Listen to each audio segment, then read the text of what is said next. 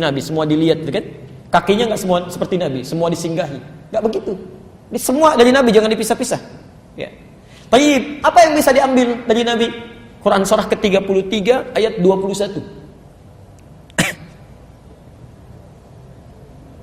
Ya, sabar sedikit ya. Jadi kita coba kupas sehingga bahasan kita tidak menghadirkan satu celah atau kebocoran. Ya. Genteng bocor aja kan bermasalah gitu ya. Nah, apalagi kalau hadisnya bocor, itu kan bermasalah. Ya. Baik. Kemarin saya jalan ke satu tempat, tiba-tiba hujan. Ada orang berkata, aduh langit bocor. Masya Allah langit bocor. Karena istilah itu suka macam-macam gitu ya. Allahu Akbar. Baik. Laqad kana lakum fi Rasulillahi uswatun hasanah. Oke. Lihat sini ya, saya ajarkan sedikit ilmu qiraat ya. Saya dulu sudah pernah terangkan ini, singkat. Saya boleh hapus dulu ya? Alhamdulillah. Seperti biasa ya, datang sendiri, terangkan sendiri, tulis sendiri, hapus sendiri ya. Lengkaplah. Anda tinggal datang aja. Oke. Uswatun hasanah. Uswatun hasanah. Sekarang perhatikan, saya berikan ilmu qiraat sebentar. Kata uswah dalam riwayat Hafs dari Asim, ini bisa dibaca juga dengan iswah. Ya, riwayat Qal atau Warsh dari Nafi'. Laqad kana lakum fi Rasulillahi uswatun hasanah. Ini bisa juga iswatun hasanah, iswah. Uswah atau iswah itu artinya keteladanan yang meluas sifatnya. Meluas. Ya. Jadi maksudnya begini, kalau Anda mengambil kebaikan dari situ, maka Anda pun otomatis akan jadi teladan. Kalau cuma keteladanan yang sifatnya terbatas, tidak meluas, itu disebut dengan qudwah. Ya, qudwah hasanah. Ya. Anda jadi teladan, tapi dari Anda saja yang belajar pada Anda tidak menjadi teladan misal. Jelas ya? Tapi kalau keteladanannya meluas, setiap ada belajar dari situ atau melihat sesuatu baik, jadi baik lagi, jadi baik lagi, jadi baik lagi.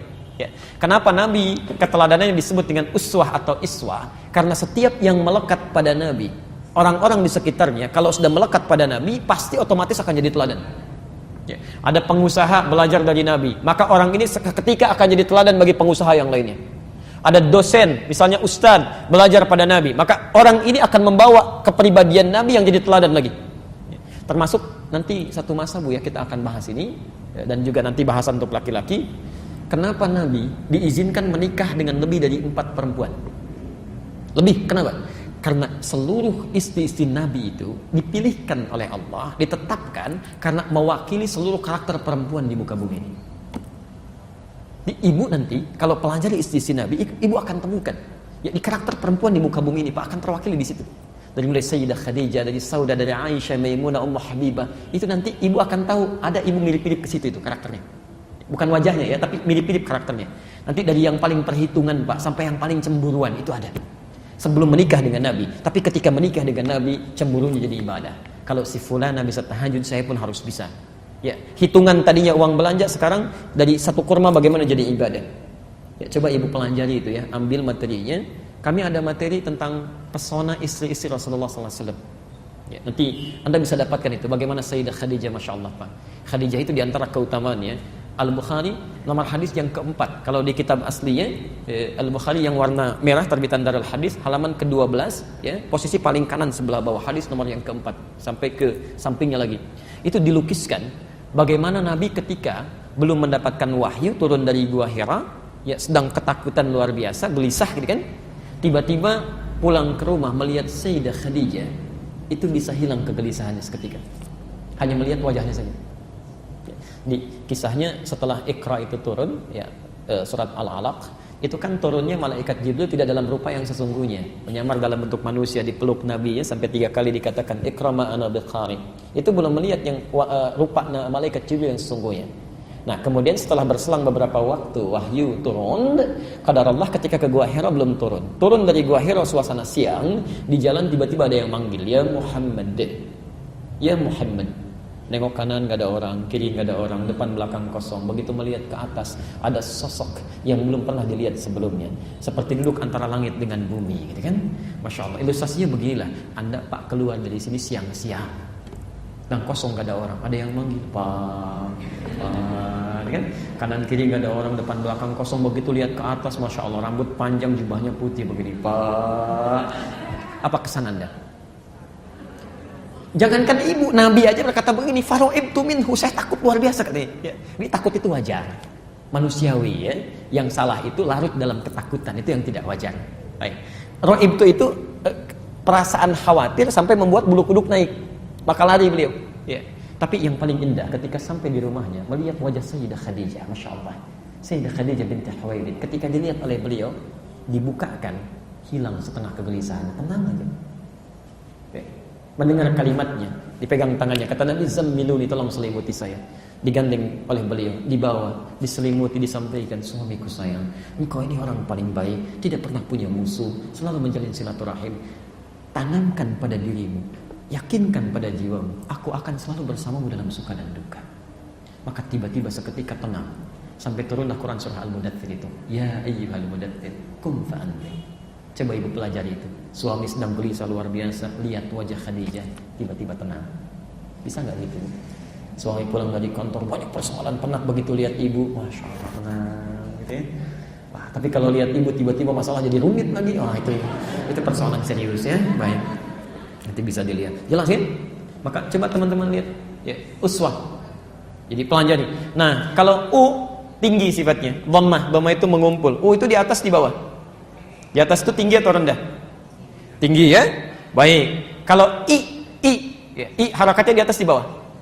Apa namanya? Fathah atau dhammah? Kasrah ya, bukan fathah, bukan dhammah, kasrah. Kasrah itu sesuatu yang pecah. I pecah. Ya, ini kalau kasrah misalnya kan az-zujaj, kaca pecah, terpecah-pecah kecil, ya, terpencar, ya, rendah kecil.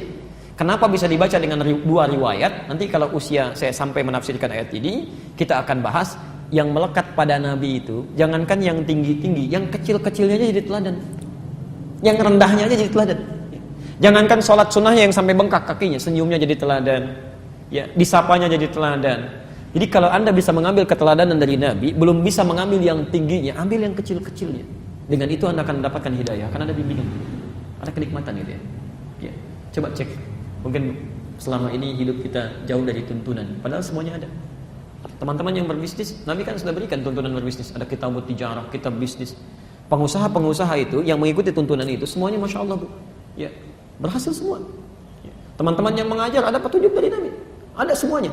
Ya. Jadi coba kita keluarkan. Termasuk saya tidak bosan mengingatkan ya. Pernahkah Anda keluarkan petunjuk sebagai orang tua? Ya, petunjuk Nabi di rumah tangga, bagaimana jadi ayah yang baik sesuai dengan hadis. Ya, bagaimana jadi istri yang baik sesuai petunjuk Nabi, pernah nggak keluarkan? Kalau boleh saya berikan nasihat ya. Sebulan tuh harus punya target. Di rumah dulu misalnya. Saya ingin jadi ayah yang baik menurut Quran, menurut Allah dan menurut Nabi. Keluarkan ayat-ayatnya, keluarkan hadisnya. Ibu turunkan, saya ingin jadi ibu yang baik menurut Allah dan Nabi. Keluarkan ayatnya, keluarkan hadisnya, termasuk dengan anak-anak. Tilawahi selama sebulan. Demi Allah saya katakan, tidak ada yang paling indah di rumah tangga kecuali kenikmatan. Kenikmatan. Ya, silahkan, kalau nggak percaya silahkan. Ada petunjuk-petunjuk kebaikan. Yang besar jadi kecil, yang kecil tidak akan pernah mengupas itu. Selalu tertutup, selesai. Jelas ya? Yang terakhir, wa ilal Quran. Ya. Wa ilal Quran. Kadang-kadang tusnadul hidayah, hidayah itu disandingkan kepada Quran. Makanya Quran disebut oleh Allah sebagai hidayah. Tadi masih ingat hidayah jamaknya apa? Hudan, ya? Hudan. Hidayah jamaknya hudan. Al-Baqarah Quran surah kedua ayat 185. Posisi paling kiri di pertengahan. Syahrul Ramadan alladzi unzila fihi al-Quran. Ya. Di bulan Ramadan diturunkan Al-Quran. Apa fungsi Quran itu? Hudan. Ada itu? Ya, hudan linnas. Semua isi Quran itu dari Al-Fatihah sampai dengan An-Nas itu isinya petunjuk yang memudahkan kita untuk sampai pada hal yang dibutuhkan. Ya. Jadi kalau Bapak Ibu lekat dengan Al-Quran itu lebih mudah mendapatkan petunjuk. Ya. Silahkan cek, gampang gitu. Ya. Nggak percaya silahkan, semua. Saya bahkan pernah sebutkan di sini. Ya. Hidup kita itu, semua liku persoalannya, itu solusinya sudah dituangkan langsung oleh Allah di Quran. Ya. Allah yang menciptakan kita lebih tahu tentang persoalan kita. Karena itu setiap solusi yang dimunculkan pasti itu akan dihadapi. Ya. Jadi orang cerdas itu, Muslim yang cerdas, dia akan keluarkan semua hal yang ada di Quran, lalu dia kemudian petakan jalur hidupnya, dari situ setiap mendapatkan masalah, solusinya sudah ada. Ya, misal, ya, mohon maaf ya, ada yang tadi di rumah tangga, keluarkan ayat-ayat tentang rumah tangga di Quran. Demi Allah saya katakan, semua masalah di rumah tangga itu semuanya tercantum di situ, dan ini solusinya. Ya. Ini akan begini nih, kalau miskomunikasi di mana ayatnya? Dari mulai An-Nisa ayat 34. Kalau tidak bisa diselesaikan dengan berdua, siapa yang dilibatkan? An-Nisa 35. Ya, kalau macam semuanya ada. Anda ketika bekerja itu diurai oleh Quran, kemungkinan masalahnya akan begini, begini, begini. Ini solusinya. Jadi kalau Anda tidak pernah mempelajari, misal, jangankan solusinya, Anda nggak pernah kenali masalahnya, Anda bisa kaget itu. Ya, ada yang putus asa, ada yang sampai macam-macam, padahal semuanya ada. Saya bacakan cepat ya, tapi jangan ditulis. Pesan saya jangan ditulis, supaya tidak ada pertanyaan ya, atau tidak ada permintaan untuk diperlambat. Tolong jangan tulis, dengarkan saja. Sejak sebelum terlahir sampai kita wafat, itu semua petunjuknya sudah ada. Anda misal dalam kandungan supaya lancar, baik, persalinannya nyaman dan sebagainya, Quran surah ke-7 ayat 189. Ketika dilahirkan, bagaimana supaya ASI-nya lancar, tidak kikuk menjalani tugas sebagai ayah dan ibu yang baru, pembagiannya nyaman. Quran surah ke-2 ayat 233. Ketika tumbuh, disusui, diberikan ASI sampai 2 tahun itu, ASI-nya sampai dengan lancar, kemudian apa yang harus dilakukan supaya dekat dengan Allah, taat pada orang tuanya, cepat menangkap pelajaran-pelajaran di sekitarnya. Quran surah 31 ayat 13 sampai dengan 19-nya. Ketika dia mulai sekolah formal, bagaimana cepat menangkap pelajaran supaya dia tidak mudah lupa, cepat dipahaminya. Quran surah 9 ayat 122. Bagaimana kemudian supaya prestasinya terangkat, tidak hanya pintar tapi terangkat prestasinya. Quran surah 58 ayat ke-11-nya. Ketika dia mulai naik lagi masuk kampus, kenal dengan kawannya, bagaimana supaya tidak terjebak dalam lingkungan yang buruk, pergaulan yang bebas, ada LGBT dan sebagainya. Quran surah 49 ayat ke-13-nya. Kemudian kalau ada orang tertarik serius datang untuk melamar, bagaimana aturannya? Quran surah ke-4 ayat ke-4-nya. Kalau jadi menikah, Quran surah 30 ayat 21-nya. Jadi suami istri baru ingin mengenal tugasnya, apa tugas yang harus dipelajari? Quran surah ke-4 ayat 34-nya untuk suami dan istrinya. Suami mulai mencari nafkah, tugas pertamanya bagaimana cara mencarinya? Ini yang standar, Quran surah 2 ayat 168. Kalau kamu cari pakai iman, rezekinya semakin mendekat. Quran surah 2 ayat 172-nya. Ada rezeki lagi yang sudah nunggu kamu sebelum kamu berangkat, dia sudah menantikan. Quran surah 7 ayat 96-nya. Kadang-kadang ibu merawat di rumah tangganya, anaknya rewel, sulit diatur, bagaimana supaya dia hormat pada orang tua sampai tidak mengatakan Quran surah 17 ayat ke-23-nya. Kadang-kadang dalam persoalan demikian Anda kadang capek, lelah dalam suasana demikian, bagaimana mengatasinya? Quran surah 26 ayat ke-80-nya. Atau Anda terkena dengan penyakit, wah yang sudah dokter mengatakan ini nggak mungkin nih solusinya, mereka give up, tangannya hand up, apa yang dilakukan? Quran surah 21 ayat 83 sampai 84-nya. Anda di kantor kadang-kadang ada yang usil Pak, ingin menyudutkan Anda, menyingkirkan Anda, menyungkurkan Anda. Sehebat apa mereka berkuasa, tidak ada yang bisa menahan kuasa Allah. Quran surah 17 ayat 79 sampai 81. Sampai Anda mendapatkan teror luar biasa, membuat dada Anda sesak, kemudian mata Anda menjadi gelap, ingin keluar dari situ, ada solusinya. Quran surah ke-21 ayat 87 sampai dengan 88-nya. Anda berumah tangga belum ada keturunannya, sudah mohon sana sini sudah nggak bisa juga, ada solusinya. Quran surah 3 ayat 38 sampai 39-nya. Quran surah 19 ayat 3 sampai dengan ayat 10-nya. Sampai Anda muncul lagi, usia 40 tahun orang tuanya masih ada, alhamdulillah. Kemudian ingin berbakti kepada keduanya, bagaimana cara membalasnya? Nggak mungkin, tapi Anda bisa lakukan. Quran surah ke-46 ayat 15-nya. Sampai semakin nyaman Anda terpikir, ya Allah, apakah saya akan hidup selamanya? Tidak, kamu pasti akan didatangi oleh maut. Quran surah ketiga ayat 185-nya. Ya Allah, bagaimana cara datang maut kepada saya? Persiapkan saja amal saleh. Dengan itu kamu akan dipanggil dalam keadaan yang tenang. Quran surah ke-89 ayat 27 sampai 30-nya. Tapi kalau kamu ingin sedikit menegangkan, silahkan lakukan amal salah. Maka kamu akan dipanggil oleh malaikat maut dengan Quran surah ke-8 ayat 50-nya. Sedikit menegangkan sampai dipukulin malaikat, kan? Ya Allah, bagaimana suasana alam kubur? Saya di malam pertama dunia sering belajar. Malam pertama alam kubur bagaimana? Oh boleh, kalau ingin nikmat, Quran surah ketiga ayat 169 sampai 171-nya. Bagaimana hisabnya ya Allah? Jangan dipikirkan. Ada orang ahli surga tanpa hisab. Quran surah kedua ayat 25. Ada yang melihat Allah. Quran surah 75 ayat 22 sampai 23. Ada orang masuk neraka tanpa hisab. Quran surah ke-18 ayat 100 sampai dengan 101. Ya Allah, bagaimana suasananya nanti di akhirat nanti? Kamu jangan pikirkan, kamu akan nyaman, tenang. Ada banyak surga yang bisa kamu dapatkan. Ada surga yang Masya Allah dengan Nabi SAW. Kalau kamu cinta dengan Allah, ikuti sunnahnya. Quran surah 3 ayat 31. Ada yang surganya itu taman surga, semua diberikan oleh Allah tanpa perantara. Quran surah 51 ayat 15 sampai dengan 23-nya.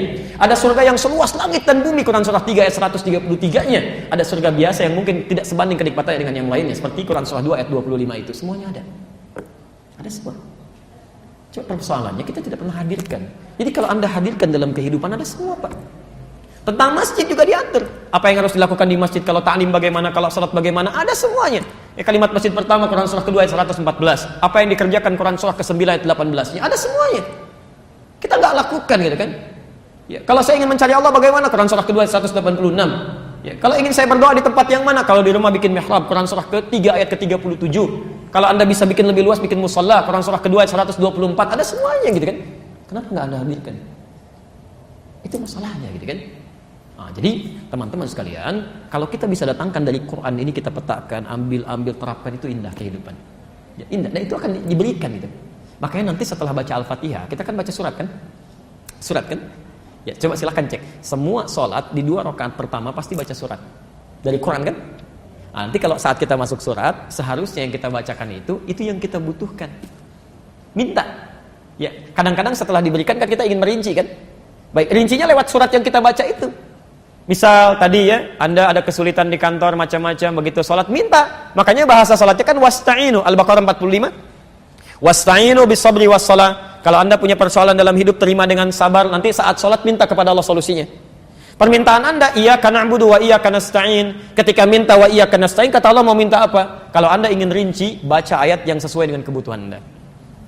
Nah, ini kadang-kadang yang dibaca itu lagi. An-Nas lagi, Qul a'udzu birabbin nas dari subuh sampai isya. Dan dikabulkan. Pantas mimpinya ketemu jin terus gitu kan? Karena itu yang dimohonkan. Ya. Kadang sekarang itu saya bingung saya. Jangankan dalam mimpi ini, orang hidup aja masih pada nyari jin kan? Dunianya beda gitu. Ya. Ini jin banyak kena fitnah nih hari-hari ini ya, hati-hati dia minta pertanggung jawaban nanti itu.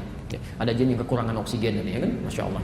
Kemarin ada orang diminta oleh polisi coba isi mobil ini dengan emas, nggak bisa pak, jinnya pergi. Kenapa? Kena gas air mata kan ya, masya Allah. Ada yang hindarkanlah yang tidak penting itu ya, tolong jauhi ya. Jelas di sini. Nah, jadi Bapak dan Ibu sekalian, kalau kita ingin mendapatkan petunjuk ini yang memudahkan kita sampai pada harapan dan kebutuhan kita, maka dekati Allah, dekati Rasulullah SAW, dan dekati Al-Quran. Ya, dekati Al-Quran. Termasuk, maaf ya, membaca itu wasilah gitu. Esensinya pemahaman kita. Jadi jangan sampai Anda rajin baca tapi nggak ngerti isinya, itu parah juga. Ya, walaupun ada pahalanya. Ya, tapi mohon maaf itu belum maksimal gitu ya. Apalagi yang nggak baca sama sekali, itu yang bahaya tuh. Quran itu petunjuk iman, ilmu petunjuk akal. Ya, hati-hati ya. Jadi kalau orang mendapatkan pengetahuan, akalnya cepat bekerja. Misal sering baca Al-Quran, maka ilmu akan cepat. Tapi kalau jarang baca Al-Quran, imannya itu terhambat. Jadi begitu ada peristiwa yang membutuhkan respon iman kita, iman gak bisa muncul karena keseringan baca Al-Qurannya jarang dibaca. Jelas ya? Tuntutan misalnya dalam Quran jelas, tinggalkan ini. Ya, masih ditafsirkan juga. Kenapa? Karena seringnya baca Al-Qurannya jarang dibaca. Sehingga panggilan imannya susah, masih banyak ditafsirkan, berdebat, berdiskusi macam-macam. Nggak usah lah gitu kan? Nggak usah. Ya, saya kira itu ya. Baik. Masih ada waktu? Kita bacakan sedikit dulu ya. Setelah itu nanti kalau ada pertanyaan saya perkenankan. Baik. Bismillahirrahmanirrahim. Wa qad yuradu minha al-isal ila ma fihi khair. Baik. Hidayah juga bisa berarti hal yang mengantarkan pada kebaikan-kebaikan. Hal yang mengantarkan pada segala kebaikan. Kalau tadi petunjuk yang memudahkan kita sampai pada kebutuhan, kalau sekarang hal yang menunjukkan pada segala kebaikan.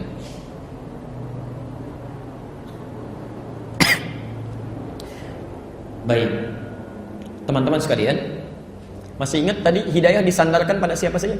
Satu, Allah. Kedua, Rasul. Ketiga, Quran. Baik, sekarang perhatikan ya. Makna kedua ini, kalau disebutkan hal yang menunjukkan kepada kebaikan, diartikan dengan hidayah, maka kebaikan yang dimaksud itu baik menurut Allah, baik menurut Rasul, baik menurut Al-Quran. Jelas ya? Ingat, ini penting pemahaman kita, karena yang baik menurut kita belum tentu baik menurut Allah. Jelas ya? Awas, hati-hati nih, ini sedang diuji nih sekarang ya. Jadi kalau ada yang baik menurut Allah, baik menurut kita berseberangan, maka yang baik menurut Allah itu yang diambil. Jelas ya? Yang baik menurut kita itu tinggalkan. Awas, hati-hati ya, dalam kehidupan apapun. Apakah dalam kehidupan pribadi kita, rumah tangga kita, sosial kita, politik kita. Jadi kalau Allah sudah mengatakan inilah hukum yang terbaik, tinggalkan pendapat Anda, ambil keterangan Allah. Jelas sampai sini? Nah, orang-orang yang dekat dengan Allah itu nggak akan mikir lagi. Jadi kalau sesuatu bertentangan dengan hukum dunia, dia nggak akan mikir, langsung ambil petunjuk Allah. Itu tandanya kuat hidayahnya. Tapi kalau Anda masih menimbang-nimbang, itu artinya ada yang kurang bekalnya dalam kehidupan kita. Jelas di sini? Oke, sekarang kita sedang ta'lim ya. Saya beri contoh misal. Hadis riwayat Al-Bukhari, nomor hadis 71, Kitabul Ilmi, posisi paling kiri sebelah atas di kitabnya. Saya bacakan hadisnya. Man yuridillahu bihi khaira yufaqihu fid din. Siapapun yang diinginkan oleh Allah untuk menjadi orang baik, memiliki sifat-sifat kebaikan, maka yang pertama diberikan oleh Allah yufaqihu fid din. Dia akan dibimbing, diringankan langkahnya untuk mempelajari agamanya. Untuk memahami, bahasanya fikih itu paham ya. Mohon izin. Jadi kalau orang diinginkan oleh Allah menjadi baik, ternyata yang diberikan pertama kali bukan dunia. Mohon maaf, kalau Anda mengalami peningkatan dunia, materi, harta benda meningkat, saat yang bersamaan Anda tidak mengerti tentang agama Anda bukan orang baik menurut Allah. Belum. Anda meningkat kedudukan, promosi jabatan, tapi belum paham dengan tuntunan, belum yang tahu mana yang benar diikuti, yang salah yang harus ditinggalkan, Anda belum jadi orang baik. Nah, saat Allah menginginkan seseorang menjadi baik, yang pertama diberikan bukan dunia, dibimbing ia untuk memahami ajaran agamanya. Berbahagialah saat kita berada di sini, yang belum tentu didapatkan oleh semua orang, gitu kan? Anda diringankan langkahnya, ditempatkan di sini, langsung diundang ke rumah Allah, bukan di tempat biasa. Itu tandanya Allah sudah menginginkan kita berubah jadi orang baik. Ya, maka nikmati itu, dapatkan. Tapi yang paling menarik begini, taklim yang dimaksud tidak semua taklim itu baik. Dalam bahasa hadisnya yufaqihu, yang bisa memahamkan Anda tentang agama. Jadi tidak semua taklim bisa jadi baik. Kalau Anda misalnya menghadiri majelis taklim, datang belajar, tapi membuat Anda tidak dekat dengan Allah, materinya tidak memahamkan Anda tentang agama, itu pun bukan taklim yang baik. Jelas ya? Ya. Anda belajar misalnya kan, tiba-tiba maaf, ada ketawa yang tidak jelas, isi yang kejauh kemana tidak berkaitan, gitu kan? Hal-hal yang tidak mendekatkan diri Anda dengan Allah, itu bukan taklim yang baik. Jadi ukuran kebaikan yang mendapatkan hidayah itu adalah orang-orang yang menyertakan kebaikan itu sesuai dengan ketentuan Allah. Jadi tidak semua orang ikut taklim aja jadi baik menurut Allah, belum tentu. Ya kecuali kalau taklim yang diikuti mendekatkan diri dia dengan Allah. Jelas ya? Baik, karena itu coba cek. Kalau Anda dalam keseharian masih lekat dengan panggilan dunia, petunjuk Allah belum diambil, ada yang kurang dalam ibadahnya. Teman-teman dalam Jumatan, ya. Saat Anda sibuk dengan pekerjaan, ada proyek miliaran, ada panggilan Jumat, mana yang didahulukan? Kalau Anda simpan dulu cepat, respon itu seruan Jumat, iman Anda bagus. Petunjuk pada kebaikan menurut Allah. Tapi kalau Anda abai-abaikan sholat, yang fardu kadang disimpan, dunia dikejar-kejar, Allahu Akbar, itu berarti belum ada hidayah ilal khair. Belum kuat itu. Ya. Ibu sedang belanja di mall, tiba-tiba adzan, Allahu Akbar, sholat dulu atau teruskan transaksi? Alhamdulillah. Begitu mau sholat dulu, tiba-tiba berbunyi lagi panggilannya. Diskonnya naik 90%, apa yang dilakukan? Nah, itu ujiannya di situ ya. Baik. Jelas di sini? Baik. Saya baru bacakan 2 kalimat, kita simpan dulu ya sampai sini karena sekarang asarnya alhamdulillah agak lebih cepat ya. Tinggal 6 menit lagi ya. Saya bacakan ini dulu ya. Kita baru ambil 2 makna kan? Ya, baru 2 makna hidayah, satu petunjuk yang mendekatkan kita pada kebutuhan yang diridhoi oleh Allah, yang kedua adalah hal-hal yang mengantarkan pada kebaikan menurut ukuran Allah, Rasul, dan Al-Quran. Nanti ada makna yang lainnya kita akan pelajari pada kesempatan yang akan datang ya. Baik.